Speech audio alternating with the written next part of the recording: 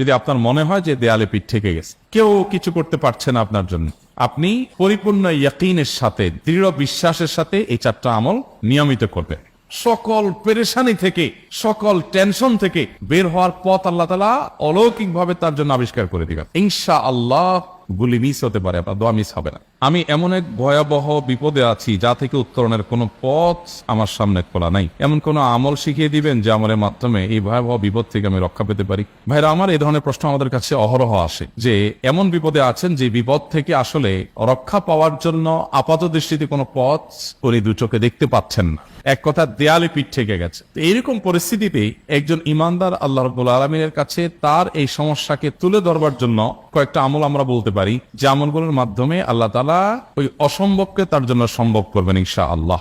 এবং এই আমলগুলো চর্চা আমার জীবনে আমি করে দেখেছি, এগুলোর প্রয়োগ করে দেখেছি, আমলগুলো করে দেখেছি। আলহামদুলিল্লাহ, যেখানে মনে হয়েছে এই সমস্যা বাহ্যিকভাবে সমাধান যোগ্যই না, আল্লাহ তাআলা সেখানটাকে অলৌকিকভাবে সমাধান করেছেন। আমার জীবনে বহুবার আমি দেখেছি এরকম 4টা আমল আছে যেগুলো আমরা কোনো বিপদে পড়লে, নারী হোক, পুরুষ হোক, পারিবারিক হোক, আর্থিক হোক বা নিরাপত্তা সংশ্লিষ্ট হোক, যে কোনো সমস্যা হোক, যদি আপনার মনে হয় যে দেয়ালে পিঠ থেকে গেছে, কেউ কিছু করতে পারছে না আপনার জন্য, আপনি পরিপূর্ণ ইয়াকিনের সাথে, দৃঢ় বিশ্বাসের সাথে এই 4টা আমল নিয়মিত করবেন। এবং আমি বহু মানুষকে পার্সোনালি এটার পরামর্শ দিয়েছি, ওনারা আমল করেছেন, আমল করে উপকৃত হয়েছেন। এরকম বহু মানুষ আছে, বৃদ্ধ মানুষ, বাবা ক্যান্সারে আক্রান্ত হয়েছেন অনেক দেরিতে, আল্লাহ তাআলা অলৌকিকভাবে সাহায্য করেছেন। হ্যাঁ, কখনো যদি আল্লাহ তাআলা এই আমলগুলো করার পরও আমার বিপদ দূর না করেন, তাহলে হয় আমার আমলের মধ্যে কোনো ত্রুটি ছিল, অথবা আমার এই বিপদ দূর না হওয়ার মধ্যে আমার জন্য কোনো কল্যাণ নিহিত ছিল। আল্লাহ তাআলা আমার দোয়া কবুল করে যে উপকার হতো তার চেয়ে বেটার কিছু হয়তো আমাকে দিবেন, এই ইয়াকিন একজন ইমানদারের থাকবে। সেই 4টা আমলের 1 নম্বর হলো ইস্তিগফারের আমল। ইস্তিগফার, আপনি ফেসে গেছেন কোনো জায়গা, কোনো উপায় পাচ্ছেন না, আপনি ইস্তিগফার করতে থাকেন। আস্তাগফিরুল্লাহ ওয়া আতুবু ইলাইহি, আস্তাগফিরুল্লাহ ওয়া আতুবু ইলাইহি, আস্তাগফিরুল্লাহ ওয়া আতুবু ইলাইহি, আস্তাগফিরুল্লাহ, আস্তাগফিরুল্লাহ, আস্তাগফিরুল্লাহাল্লাযী লা ইলাহা ইল্লা হুয়াল হাইয়ুল কাইয়্যুম ওয়া আতুবু ইলাইহি ওয়া লা হাওলা ওয়া লা কুওয়াতা ইল্লা বিল্লাহ। اللهم انت ربي لا اله الا انت خلقتني وانا عبدك وانا على عهدك ووعدك ما استطعت اعوذ بك من شر ما صنعت ابو لك بنعمتك علي وابو لك بذنبي فاغفر لي فانه لا يغفر الذنوب الا انت সাইয়্যিদুল ইস্তিগফার। এভাবে যে কোনো ইস্তিগফার করতে থাকেন, আপনি বেশি বেশি করে আল্লাহর কাছে ইস্তিগফার, ক্ষমা প্রার্থনা করতে থাকেন, খুব বেশি আপনার 2 ঠোঁটে অনবরত আপনি চাইতে থাকেন আল্লাহর কাছে ক্ষমা। এই ইস্তিগফার সম্পর্কে নবী করিম সাল্লাল্লাহু আলাইহি ওয়াসাল্লাম বলেছেন, মান লাজিমাল ইস্তিগফার, যে ব্যক্তি ইস্তিগফারকে আঁকড়ে ধরবে, আঁকড়ে ধরা মানে কি, এটা ছাড়বে না, সেই পড়তেই থাকবে অনবরত। টয়লেটে যাওয়ার সময়টা, ঘুমের সময়টা, খাওয়ার সময়টা বাদে, অবসর নামাজের সময়টা বাদে সারাক্ষণ সে ইস্তিগফার পড়বে। এরকম যদি কেউ করে, আল্লাহ রাব্বুল আলামিন জাআলাল্লাহু লাহু মিন কুল্লি হাম্মিন ফারাজা ওয়া মিন কুল্লি যিকিন মাখরাজা, সকল পেরেশানি থেকে, সকল টেনশন থেকে বের হওয়ার পথ আল্লাহ তাআলা অলৌকিকভাবে তার জন্য আবিষ্কার করে দিবেন। এবং আমি আমার জীবনে যেটা বলেছিলাম, বিস্তারিত বলতে চাই না, এরকম পরিস্থিতি আসছে যে চোখের সামনে কোনো আপাতত রক্ষার কোনো পথ আর খোলা নেই, এমন ভয়াবহ বিপদ। ইস্তিগফার করতে করতে এমন ভাবে আল্লাহ তাআলা সাহায্য করেছেন যে এটা কল্পনা করলেও মনে হয় যে স্বপ্নের মতো। কিভাবে এখন এই লোক এই জায়গায় আসলো আমার সাহায্যের জন্য, এই লোক তো এটা এই জায়গায় আসার কথা না, ঠিক উনি এসে হাজির হয়ে গেলেন এবং উপকারটা, আমার সমাধানটা হয়ে গেল সমস্যা। তো আলহামদুলিল্লাহ, বহুবার আমি পরীক্ষা করেছি, আর আমার পরীক্ষার 2 পয়সার দাম নাই, হাদিসে বলা আছে, গ্যারান্টি দেওয়া আছে, আমার পরীক্ষা করলি কি না করলি।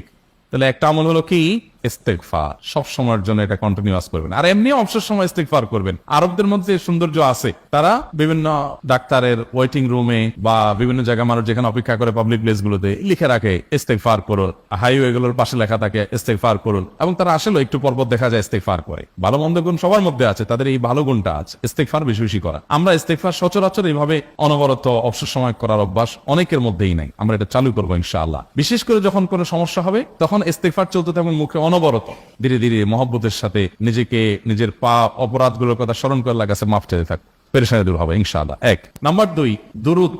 নবী করিম সাল্লাল্লাহু আলাইহি সাল্লামের প্রতি দুরূদ পাঠ করা, এটা যদি আপনি নিয়মিত করতে থাকেন মহব্বতের সাথে, আল্লাহুম্মা সাল্লি আলা মুহাম্মদ ওয়া আলা আলি মুহাম্মদ কামা সাল্লাইতা আলা ইব্রাহিম ওয়া আলা আলি ইব্রাহিম ইন্নাকা হামিদুম মাজিদ, আল্লাহুম্মা বারিক আলা মুহাম্মদ ওয়া আলা আলি মুহাম্মদ কামা বারাকতা আলা ইব্রাহিম ওয়া আলা আলি ইব্রাহিম ইন্নাকা হামিদুম মাজিদ। আপনি একবার ছোট দুরূদ যদি পড়েন, সাল্লাল্লাহু আলাইহি ওয়াসাল্লাম, সাল্লাল্লাহু আলাইহি ওয়াসাল্লাম, আল্লাহুম্মা সাল্লি আলা মুহাম্মদ ওয়া আলা আলি মুহাম্মদ, শুধু এইটুকু পড়েন। জাযাল্লাহু আন্না মুহাম্মাদাম মা হুয়া আহলু, শুধু এইটুকু পড়েন।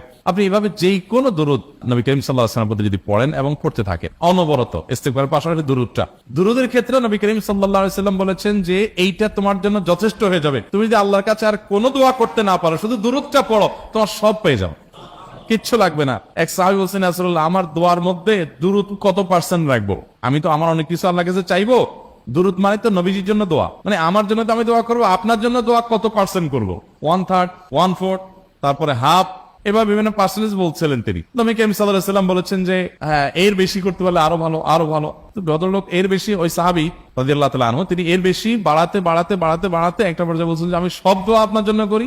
নবী করিম সাল্লাল্লাহু আলাইহি ওয়াসাল্লাম বলেছেন তাহলে তোমার আর কোনো দোয়াই করতে হবে না, এর মধ্যে সব দোয়া চলে আসবে। কারণ আপনি যদি বলেন আল্লাহ আপনার নবীর প্রতি আপনি রহমত নাজিল করেন, আপনার নবীর প্রতি আপনি শান্তি নাজিল করেন, আপনি যেটা দোয়া করেন, তো আল্লাহকে আল্লাহর নবীর প্রতি আপনি রহমত নাজিল করতে বললে আল্লাহ তাআলা আপনার প্রতি রহমত নাজিল করবেন কি করবেন? আপনি কাউকে খুশি করতে চান, কার কাছ থেকে কিছু আদায় করতে চান, তার ছেলেটারে যদি হাদিয়া তোফা দেন, আদর যত্ন করেন, তো বাই ডিফল্ট অটোমেটিকলি ওই লোকের সিম্পেথি আপনার দিকে আসবে কি আসবেন? চোখ বন্ধ করে আসবেন। তো আল্লাহর নবীর জন্য যখন আপনি দোয়া করবেন, তখন আল্লাহ তাআলা আপনার প্রতি রহমত নাজিল করবেন, এটা নবী সাল্লাল্লাহু আলাইহি ওয়াসাল্লামের ওয়াদা।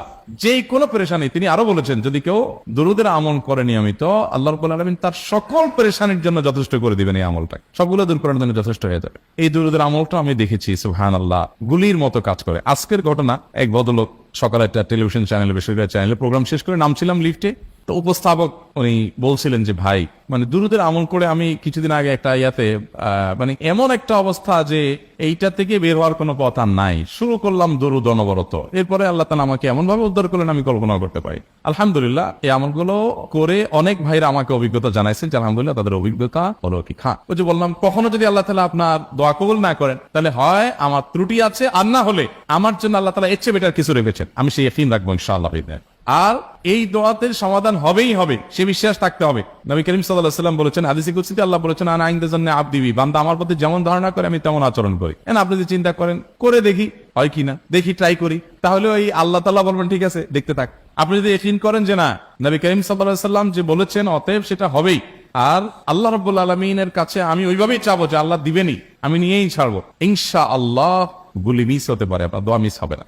ওই ইয়াকিন, ওই ঈমান আমার মধ্যে আনতে হবে, চেষ্টা করবো তো ইনশাআল্লাহ। তাহলে দুইটা আমল হলো ইস্তিগফার আর দুরূদ। 3 নম্বর আরেকটা আমল হলো দোয়া ইউনুস।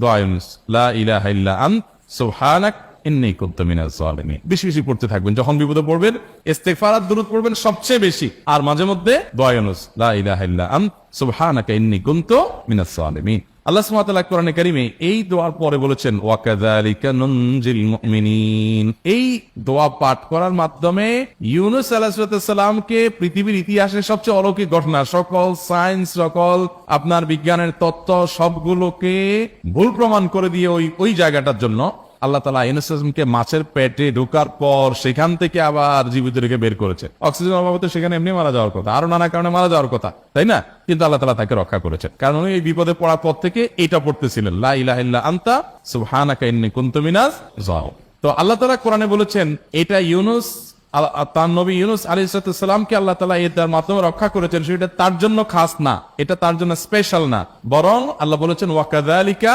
নুনজিল মুমিনিন, এটা দিয়ে আমি তাকে রক্ষা করেছি, একইভাবে ঈমানদারদেরকেও এটার মাধ্যমে রক্ষা করব।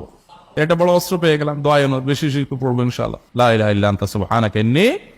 আমার দেশে আবার দেখা যায় বিপদ হয়ে গেলে তখন হুজুর মনে করে যে ভাই আপনারা সবাই মিলে এটা 1 লাখ বার পড়ে দেন, 100 লাখ বার পড়ে দেন, টাকা দিমো আপনারা পড়ে দেন। আপনারটা আপনি পড়বেন ভাই, হুজুরদের কাছে দোয়া চান সমস্যা নাই, আর হুজুরদেরকে হাঁটায়া টাকা দিবেন করে, এমনি টাকা দিবেন না দিয়া, আর এই দোয়া নিজে নিজে করতে থাকবেন। ইউনুস আলাইহিস সালাম ওই সময় কি লোক ঠিক করছিলেন যে ভাই আপনারা সবাই দোয়া ইউনুস পড়েন, আমি গেলাম, আমি মাছের পেটে গেলাম, আপনারা বসেন সবাই দোয়া ইউনুস পড়া দেন, করছেন উনি, ওনারটা উনি করছেন, তো আপনারটা আপনি শুরু করবেন দোয়া ইউনুস না।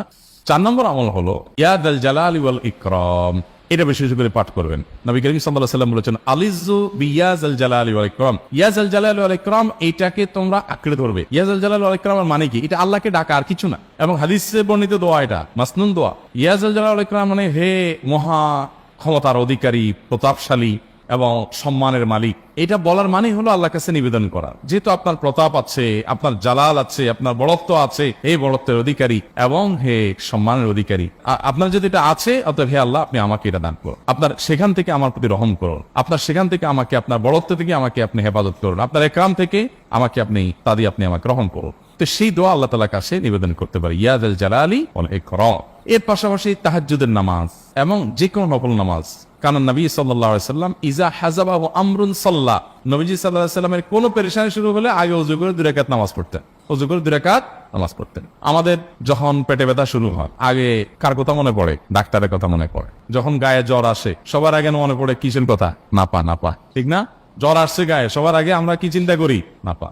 নাপা আপনি চিন্তা করেন, খান, নিষেধ না তো, ওষুধ গ্রহণ করা সুন্নত, নবী সাল্লাল্লাহু আলাইহি সাল্লাম নির্দেশ করেছেন ওষুধ সেবন করতে, আপনি করেন, ভালো কথা। কিন্তু ইমানদার সবকিছুর আগে ব্যথা আসছে, তাহলে ব্যথার জন্য একটা ওষুধ দোয়া শিখেছেন, দোয়াটা আগে করবে, পাশাপাশি ওইটা করুন, এলো ইমানদারের কাজ।